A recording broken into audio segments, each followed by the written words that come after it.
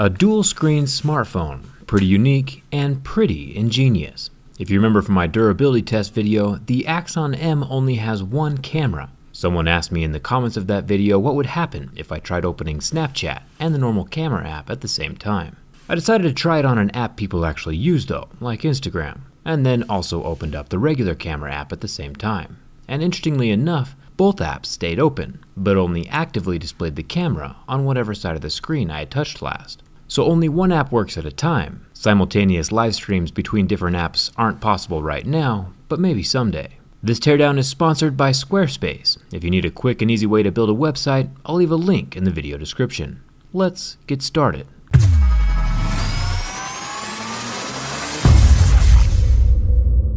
A question I have is, can you add more than 2 screens to the smartphone? Let's jump inside this dual screen Axon M and see how it's put together. There are 7 little plastic squares covering up little screws. The exterior screws are all T5 and do a good job of securing that back panel. With the screws gone, the back panel pops up and away from the back of the phone, giving us our first look inside the W Noxiv. The battery needs to come out first. It's got its 2 Phillips head screws holding on that silver bracket. I'll remove that and unplug the battery connector just like a little Lego. Now, ZTE added a sweet little pull tab to their battery. But don't let this fool you, it's purely decoration and doesn't actually work. Sometimes brute force is the only option.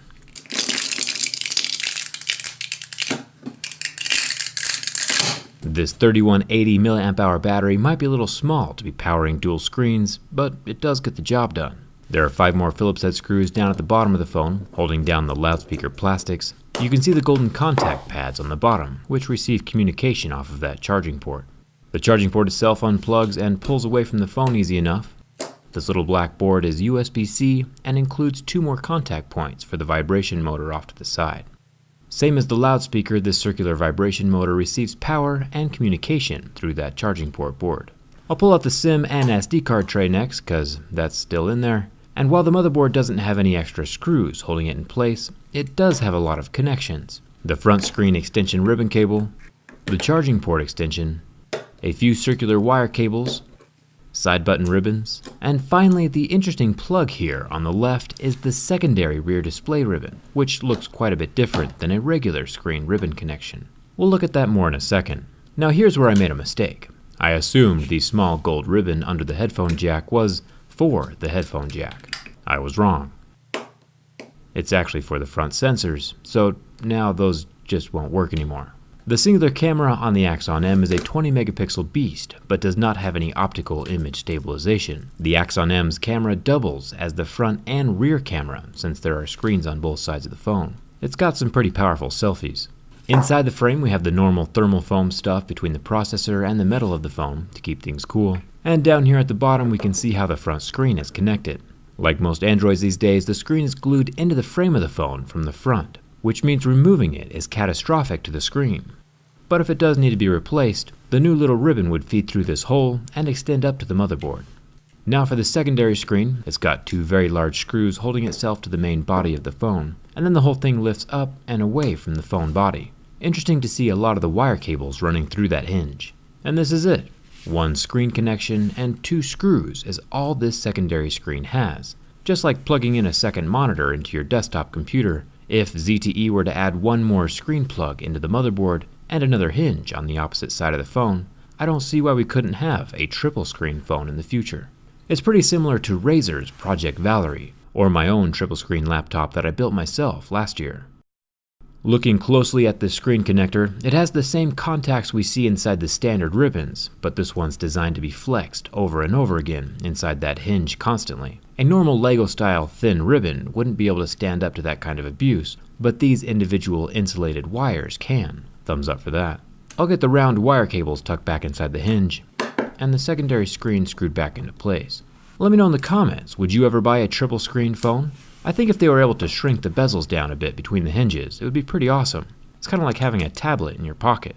The motherboard is back into place with its beautifully torn front sensors. It's kind of one less thing to worry about, right? I'll get the side buttons plugged in, along with the normal front screen extension cable and the charging port ribbon. There are 3 wire cables going back into place. These guys are fragile, and their heads can pop off if you pull too hard, so I'm being gentle as I smush them back into place. Since the secondary screen connector is a bit different than the rest, mostly just more thin, I'll clip that in with my tweezers and plastic pry tool. The charging port board can snuggle back into place. There is no water resistance on this phone whatsoever. I'll plop the loudspeaker back over the charging port with its 5 black Phillips head screws, and finally the battery, with its now deceivingly weak pull tab ripped off, can slip back into the square slot it came from. I always like to plug the battery in last. Before we can test the phone and see if it still works, I'll get the silver bracket back into place with its 2 screws, and then I'll press the power button. So far we have at least one screen going, so that's good. I'll smash the back panel back into place with its 7 screws, and it's a success. Both screens are fully functional, minus the front sensors. If you're looking to get ahead in the online world or even just get found, you need to have a web page. Whether you're starting a cell phone repair business, selling products, or just want your resume online, Squarespace makes it pretty darn quick and easy. I say easy because with Squarespace there's nothing to install, patch, or upgrade, and they have 24/7 customer support to answer any questions. The internet never sleeps, and neither does Squarespace. You can buy new domains or transfer over one you already own. Feel free to check out the pre-made website templates in the link below, and use that same link, squarespace.com/jerryrig, to get 10% off of your purchase. Pretty easy. Let me know if you have any questions, and thanks a ton for watching. I'll see you around.